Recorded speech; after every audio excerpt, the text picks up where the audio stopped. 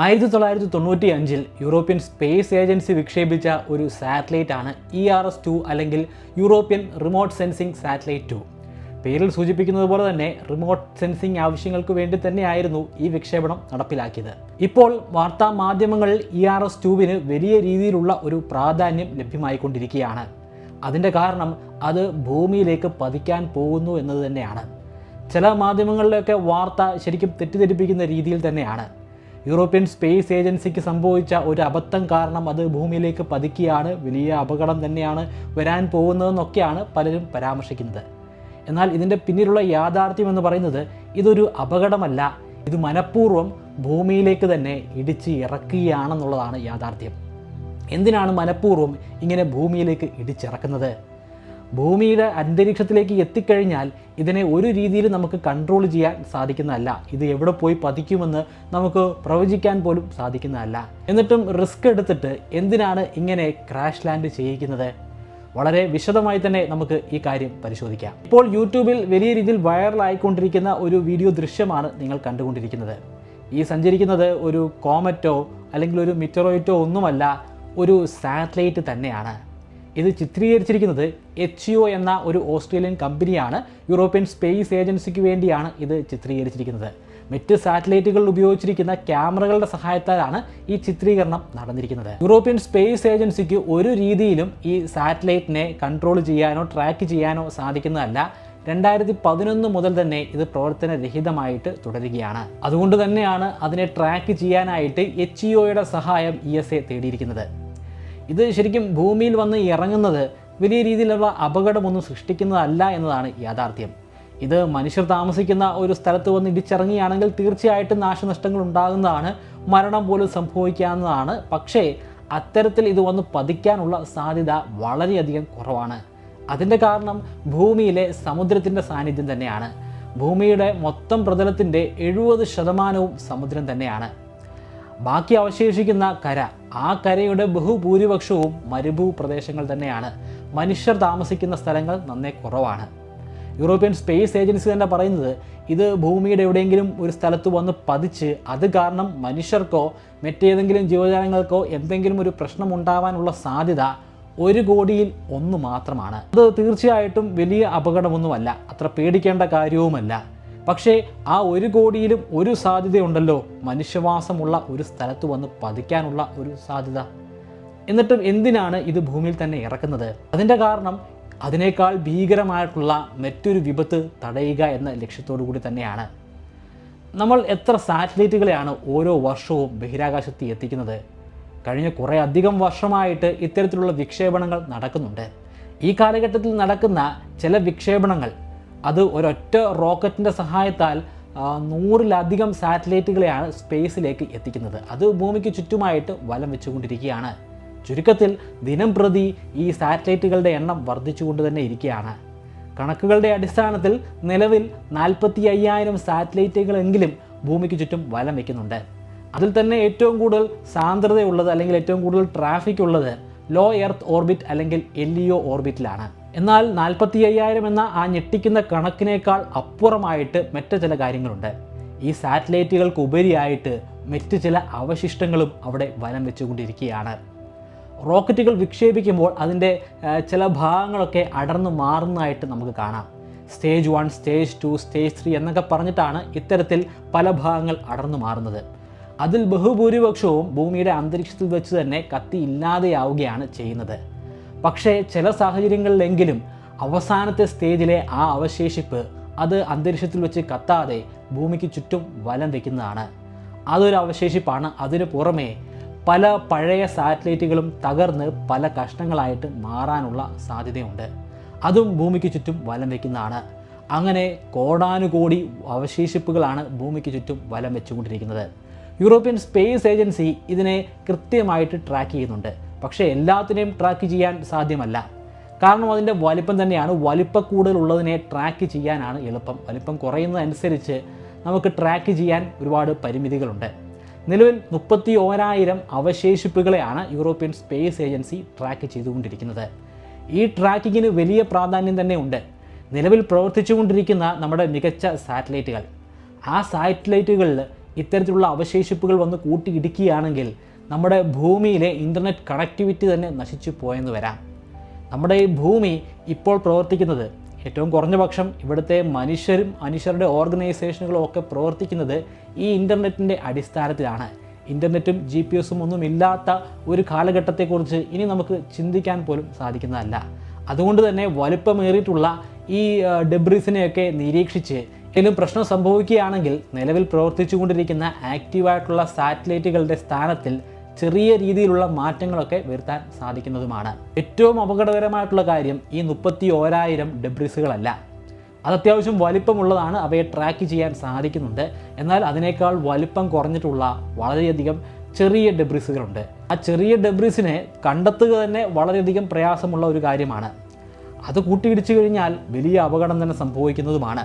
ഇത്തരത്തിൽ ട്രാക്ക് ചെയ്യാൻ സാധിക്കാത്ത വലിപ്പക്കുറവുള്ള എന്നാൽ 1 സെൻറ്റിമീറ്ററിനേക്കാൾ വലിപ്പ കൂടുതലുള്ള ഡെബ്രിസുകൾ ലക്ഷക്കണക്കിന് ഉണ്ടാകുമെന്നാണ് ESA പറയുന്നത്. 1 സെൻറ്റിമീറ്ററിൽ താഴെ വലിപ്പമുള്ള ചെറിയ പൊടികൾ പോലുള്ള പെയിൻറ്റുകളുടെ കഷ്ണം, അതായത് ഈ സാറ്റലൈറ്റുകളുടെയൊക്കെ പെയിൻറ്റുകളുടെയൊക്കെ ചില കഷ്ണങ്ങളും വലം വയ്ക്കുന്നുണ്ട്. അതും ലക്ഷങ്ങൾ വരുന്നതാണ്. ഇതുകൊണ്ടൊക്കെ എന്ത് പ്രശ്നം ഉണ്ടാകാനാണെന്നായിരിക്കും നിങ്ങൾ ചിന്തിക്കുന്നത്. വലിപ്പക്കുറവല്ലേ, അത് വന്ന് കൂട്ടിയിടിച്ചാലും വലിയ പ്രശ്നമൊന്നും ഉണ്ടാവുകയില്ലല്ലോ. വലിപ്പക്കുറവാണെങ്കിൽ പോലും അത് ശക്തമായ വേഗതയിൽ തന്നെയാണ് ഭൂമിക്ക് ചുറ്റും കറങ്ങിക്കൊണ്ടിരിക്കുന്നത്. ഒരു മണിക്കൂറിൽ 17,000 കിലോമീറ്റർ വരെ സഞ്ചരിച്ചു കൊണ്ടിരിക്കുന്ന ഡെബ്രിസുകളുണ്ട്, വളരെ ചെറിയ വലിപ്പമാണെങ്കിൽ പോലും. നാസയുടെ ഒരു സ്പേസ് ഷട്ടിൽ, അതായത് ഇൻ്റർനാഷണൽ സ്പേസ് സ്റ്റേഷനിലേക്ക് ആസ്ട്രോനോട്ട്സിനെ എത്തിക്കുന്ന ഒരു ഷട്ടിലാണ്. ആ ഷട്ടിലിന് ഒരു വലിയ പ്രശ്നം നേരിടേണ്ടി വന്നു. അതിലൊരു വലിയ കൂട്ടിയിടി സംഭവിച്ചു. കൂട്ടിയിടിച്ചത് ഒരു ചെറിയ പെയിൻറ്റിൻ്റെ കഷ്ണം മാത്രമായിരുന്നു. എന്നാൽ അത് കാരണം ആ സ്പേസ് ഷട്ടിലിൻ്റെ ഒരു വിൻഡോ പൂർണ്ണമായിട്ടും മാറ്റേണ്ടി വന്നു. അതിന് ലക്ഷക്കണക്കിന് രൂപയുടെ പണച്ചെലവാണ് വേണ്ടി വന്നത്. അതൊരു ഉദാഹരണം മാത്രമാണ്. കുറച്ച് നാളുകൾക്ക് മുമ്പ് ഇൻ്റർനാഷണൽ സ്പേസ് സ്റ്റേഷൻ്റെ സഞ്ചാരപാതയിൽ ചെറിയൊരു വ്യതിയാനം വരുത്തുകയുണ്ടായി. അതിൻ്റെ കാരണം ഒരു കൂട്ടിയിടിയെ ഒഴിവാക്കുക എന്ന ലക്ഷ്യമായിരുന്നു.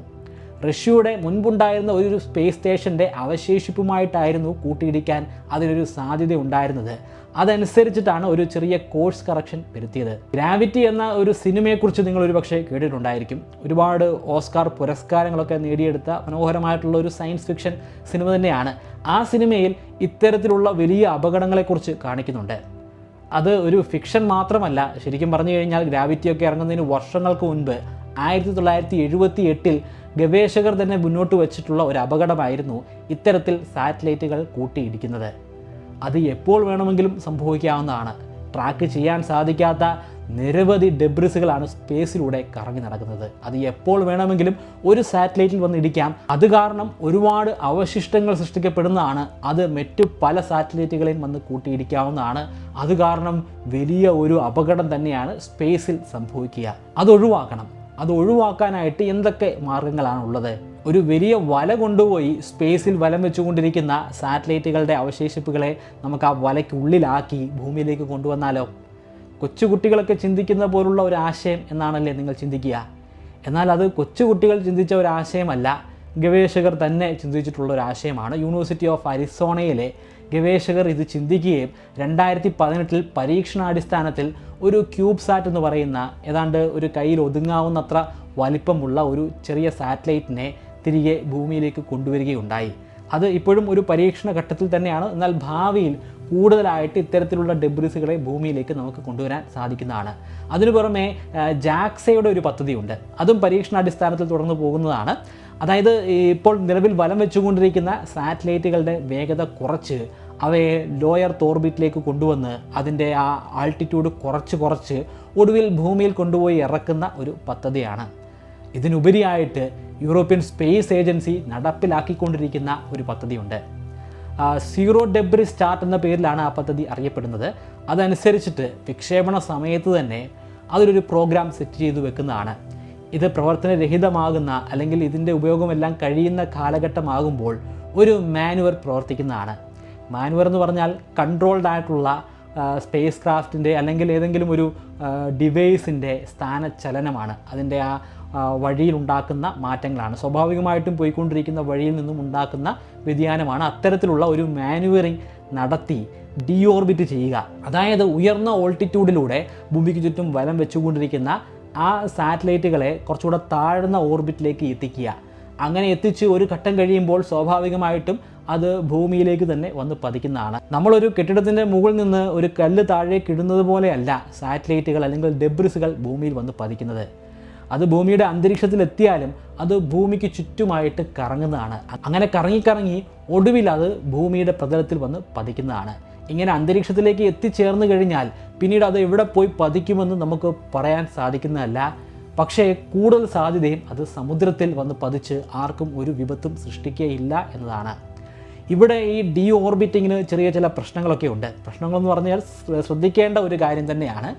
നമ്മൾ ഇത്തരത്തിൽ അതിൻ്റെ ആൾട്ടിറ്റ്യൂഡ് കുറച്ച് താഴേക്ക് കൊണ്ടുവരുമ്പോൾ ഒരു ഘട്ടം കഴിയുമ്പോൾ അത് ഭൂമിയുടെ അറ്റ്മോസ്ഫിയറിൻ്റെ ശക്തമായിട്ടുള്ള പ്രഷർ കാരണം പൊട്ടിത്തെറിക്കാനുള്ള ഒരു സാധ്യതയുണ്ട്. അങ്ങനെ പൊട്ടിത്തെറിച്ച് പല കഷ്ണങ്ങളായിട്ട് മാറിയിട്ടായിരിക്കും ഭൂമിയുടെ പ്രതലത്തിൽ എത്തിച്ചേരുക. അങ്ങനെ പൊട്ടിത്തെറിക്കുന്ന സമയത്ത് ബാറ്ററി പോലുള്ള എന്തെങ്കിലും വസ്തുക്കൾ പൂർണ്ണമായിട്ടുള്ള ചാർജിൽ അല്ലെങ്കിൽ ഒരു ചെറിയ ചാർജിൽ പോലും ഉണ്ടെങ്കിൽ അത് വലിയൊരു സ്ഫോടനമായിട്ട് മാറുന്നതാണ്. അത് കാരണം മനുഷ്യർക്ക് വലിയ പ്രശ്നമൊന്നും ഉണ്ടാകത്തില്ല ആ സമയത്ത് മാത്രം. പക്ഷേ പിന്നീട് അത് വലിയ പ്രത്യാഘാതങ്ങൾക്ക് കാരണമായി മാറുന്നതാണ്. അന്തരീക്ഷത്തിൽ അത്തരത്തിലുള്ളൊരു സ്ഫോടനം നടക്കുകയാണെങ്കിൽ അത് കാരണം ഉണ്ടാകുന്ന പൊല്യൂഷൻ അതിശക്തമാണ്. അത് ഭൂമിയിലെ എല്ലാ ജീവജാലങ്ങളെയും ഭാവിയിൽ ബാധിക്കുന്നതുമാണ്. അത് ഒഴിവാക്കാനായിട്ട് പൂർണ്ണമായിട്ടും ബാറ്ററികളിലുള്ള എല്ലാ ചാർജും ഡ്രെയിൻ ഔട്ട് ചെയ്തതിന് ശേഷം മാത്രമാണ് അത് ഡിയോർബിറ്റിംഗ് പ്രക്രിയയിലേക്ക് കടക്കുന്നത്. അങ്ങനെ ഡിയോർബിറ്റിംഗ് പ്രക്രിയയിലൂടെ കടന്നിട്ട് ERS-2 ഏതാണ്ട് 80 കിലോമീറ്റർ മുകളിൽ വെച്ചിട്ട് പൊട്ടിത്തെറിക്കുകയുണ്ടായി. പക്ഷേ അതൊരു വലിയ സ്ഫോടനമായിട്ട് മാറിയില്ല, പല കഷ്ണങ്ങളായിട്ട് ചിതറുകയാണ് ചെയ്തത്. അങ്ങനെ പല കഷ്ണങ്ങളായിട്ട് മാറിയിട്ടുള്ള ആ സ്പേസ് ക്രാഫ്റ്റ് അത് ഭൂമിയിലേക്ക് വന്ന് പതിക്കുന്നതാണ്. പല കഷ്ണങ്ങളാണ്, അതുകൊണ്ട് വ്യത്യസ്തമായിട്ടുള്ള സ്ഥലങ്ങളിൽ വന്ന് പതിക്കുന്നതാണ്. ചെറിയ വസ്തുക്കളൊക്കെ ഭൂമിയുടെ അന്തരീക്ഷത്തിൽ വെച്ച് തന്നെ പൂർണ്ണമായിട്ട് കത്തി ഇല്ലാതെയാകുന്നതാണ്. എന്നാൽ കുറേ കൂടെ വലിപ്പമുള്ള വസ്തുക്കളുണ്ട്. ഏതാണ്ട് ഒരു 50 കിലോഗ്രാം ഭാരം വരെ എത്തിച്ചേരുന്ന വസ്തുക്കളുണ്ട്. ആ വസ്തുക്കൾ ഭൂമിയിൽ വന്ന് പതിക്കുമ്പോഴുള്ള ഭാരമാണ് പറഞ്ഞത്, 50 കിലോഗ്രാം. അത് വലിയ രീതിയിലുള്ള പ്രത്യാഘാതങ്ങൾക്ക് കാരണമാകും. അത് സമുദ്രത്തിൽ വന്ന് പതിക്കാനുള്ള സാധ്യതയാണ് ഏറ്റവും കൂടുതലുള്ളത്. ശരിക്കും പറഞ്ഞാൽ ഈ ഒരു സാറ്റലൈറ്റിൻ്റെ മൊത്തത്തിലുള്ള ഭാരം എന്ന് പറയുന്നത് 2500 കിലോഗ്രാമാണ്. പൊട്ടിത്തെറിയെ തുടർന്ന് പല കഷ്ണങ്ങളായിട്ട് മാറുന്നത് കൊണ്ട് അതിന് പുറമെയായിട്ട് പിന്നീട് അവ കത്തി ഇല്ലാതെയാകാൻ ശ്രമിക്കുന്നത് കൊണ്ട് താഴെ എത്തിച്ചേരുമ്പോൾ ഏതാണ്ട് ഒരു 50 കിലോഗ്രാം വരെ പരമാവധി ഭാരം ഉണ്ടാകുന്നതാണ്. ഈ സീറോ ഡെബ്രിസ് ചാർട്ട് എന്ന് പറയുന്നത് മനുഷ്യർക്ക് ഒരു ദ്രോഹമാകുന്ന ഒരു ചാർട്ടല്ല, മനുഷ്യർക്ക് തന്നെ അനുഗ്രഹമായി മാറുന്ന ഒരു ചാർട്ടാണ്. വലിയൊരു അപകടത്തെ മാറ്റി ഒരു ചെറിയ അപകടത്തിൻ്റെ വളരെ ചെറിയൊരു സാധ്യത മാത്രമാണ് ഇത് മുന്നോട്ട് വയ്ക്കുന്നത്. അതുകൊണ്ട് തന്നെ യൂറോപ്യൻ സ്പേസ് ഏജൻസി മറ്റുള്ള ബഹിരാകാശ ഏജൻസികളോടും പറയുന്നുണ്ട്, നിങ്ങളും ഇത്തരത്തിലുള്ള ഒരു ഡിയോർബിറ്റിംഗ് മാനുവർ നിങ്ങളുടെ ആ വിക്ഷേപണങ്ങളിൽ ഉൾപ്പെടുത്തുക. അത് കാരണം വലിയ രീതിയിൽ നമുക്ക് ഈ ഡെബ്രിസിൻ്റെ അളവ് കുറച്ചു കൊണ്ടുവരാൻ സാധിക്കുന്നതാണ്. പക്ഷേ മിക്ക സ്പേസ് ഏജൻസികളും അത് കേൾക്കാൻ കൂട്ടാക്കുന്നില്ല. കാരണം വലിയ രീതിയിലുള്ള പണച്ചെലവ് തന്നെയാണ്. ഒരു പേടകത്തെ വിക്ഷേപിക്കുന്നത് തന്നെ വലിയ പണച്ചെലവുള്ള കാര്യമാണ്. അതിനെ ഡിയോർബിറ്റ് ചെയ്ത് കൊണ്ടുവരിക എന്ന് പറയുന്നതും കുറച്ചുകൂടെ കോംപ്ലക്സ് ആയിട്ടുള്ളതും അതുപോലെ പണച്ചെലവുള്ളതുമായിട്ടുള്ള ഒരു കാര്യം തന്നെയാണ്.